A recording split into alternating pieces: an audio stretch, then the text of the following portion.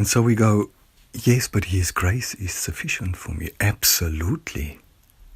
Absolutely. I cannot agree more. Absolutely. If you embrace it. If you embrace it.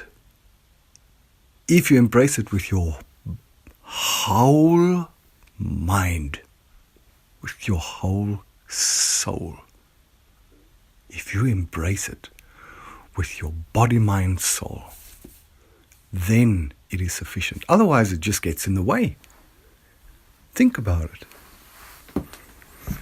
Otherwise, it gets in the way,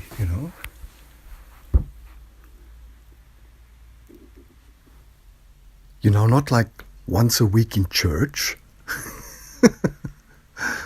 Or in the morning when you read a Bible text quickly. Or if you go to church 4 times a year, and Christmas and all these other things, and then you go, yeah, true. Oh, great. Okay, yes. Okay, guys, what are we doing now? Let's, go and then it gets in the way, because those 4 days of the year you could have done something better with your life, actually. Or that one day in the week you could have done something, you really enjoy. His grace is sufficient only for those who live by His grace only. For them it's sufficient. For everyone else it's a hindrance, It's, what does Paul call it? It sounds like stupidity, Because I go to work. I work for my money. You know what I did to get this career? You know how long I studied to get this? You know how hard I worked to get that and that done? You know how much this house cost? You know how much that car cost? Don't slam the doors like, how expensive that was for me. You know what that cost me? There's no grace in that. No, none whatsoever. Grace in there is not sufficient. That is not sufficient. His grace is only sufficient if that is the only thing we live by. Today in the office, again, wonderful, incredible grace. At the end of the day, everyone in this time of the year, you guys have no idea what it's like working in a hospital. Everyone wants to get everything done before Santa Claus comes, We are stormed. Every single private clinic in Vienna is full. The doctors call in a hospital that I haven't heard of before. Do you have a bed for me? Do you have a bed? Sorry, man, full. Sorry, full.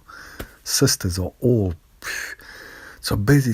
Lenny, not so many patients. I can't, My boss wants, if there's an empty bed, a patient must get into there. And at the end of the day, everyone got more or less what they thought they would get. And I said to Evelyn, Evelyn, you see, Daddy helped us again today. And I looked up and I put my hands in front of my chest, I said, thank you, Daddy, for helping us today. And she goes, yes, thank you, Daddy. For me, the whole time I sit there, I think, Daddy, how are we going to do this? How are we going to do this? And I look across the desk and she thinks of it in a totally different way. I go, Daddy, I don't see a way out here, Please, your grace is sufficient. You will give us all what we need, including me, including every single patient, every person who works there. And we live by His grace alone. Then, when we live daily, hourly, every moment of the day that we can give our minds up, away from this world, and we praise Him, that is when His grace is sufficient for us. That is when His grace doesn't get in the way of our doing and our work and our labor. And who needs grace? Who needs grace today? Everyone does their own thing, Tell people, wow, God really blessed you. Do you know what I went through to get that and that and this and that, And it's a different life. It's a different life. I choose grace in everything, at home, in every relationship, in whatever happens. I look to the Father. I look to the Father. He promised He's the shepherd. I look to Him. I believe that He will guide me. He will guide me. Even through dark and deep valleys, He will not leave my side, and He will guide me. And I praise Him for that as often as I can, every day,